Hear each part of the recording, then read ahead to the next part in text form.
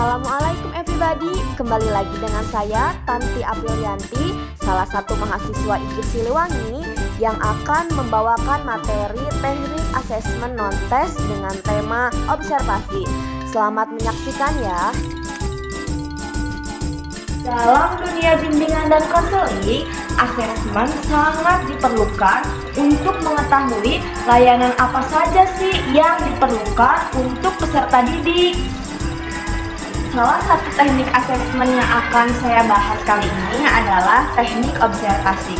Secara sempit, observasi adalah mengamati atau melihat suatu gejala atau fenomena secara langsung yang sudah tersusun secara rapi dan baik.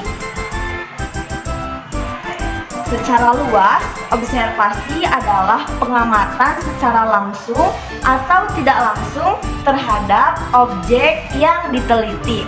Ada 4 fungsi dari observasi. Yang pertama, sebagai triangulasi kebenaran informasi. Yang kedua, dapat dijadikan sebagai validasi informasi yang diterima. Yang ketiga, memberikan gambaran mengenai konseling. Yang keempat, sebagai pelengkap dari bahan-bahan wawancara. Ada 3 jenis observasi. Yang pertama, observasi partisipan atau turut terjun langsung melakukan kegiatan dalam berpartisipasi.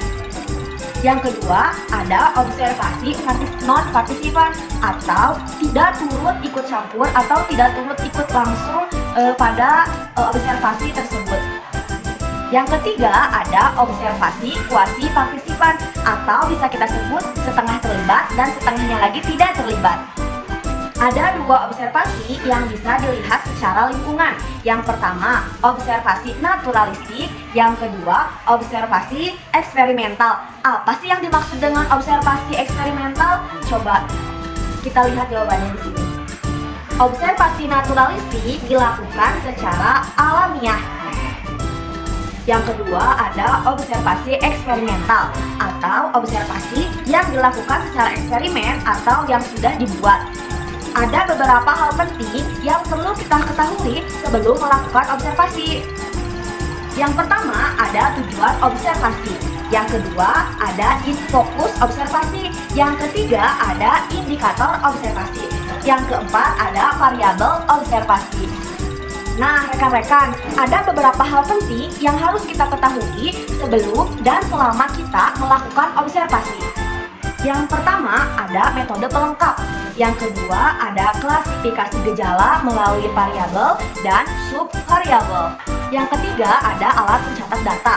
Yang keempat, menjaga hubungan baik dengan konseling dan beberapa orang yang terlibat dalam observer. Ada 5 alat bantu yang bisa memudahkan kita untuk melakukan observasi. Yang pertama nih, ada catatan anekdot. Yang kedua, ada catatan berkala. Dan yang ketiga, ada daftar cek.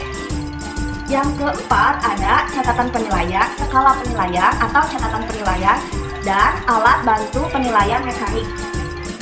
Ada beberapa kelebihan dan kekurangan dari observasi. Saya akan menjelaskan kelebihannya terlebih dahulu. Yang pertama, ada memungkinkan pengumpulan data secara langsung. Yang kedua, ada mendapatkan informasi secara langsung tidak melalui tes. Yang terakhir, ada kemungkinan atau memungkinkan pencatatan secara nyata atau pengamatan perilaku secara nyata. Ada beberapa kekurangan dari observasi, termasuk beberapa kekurangan tentang subjektif. Misalnya seperti observasi interpretasi yang subjektif. Yang kedua, ada banyaknya waktu dan tenaga yang terkuras.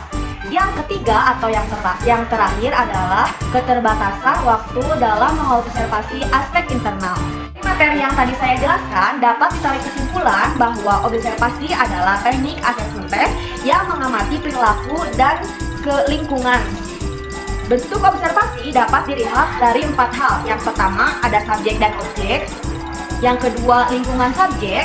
Yang ketiga setting dan persiapan observer.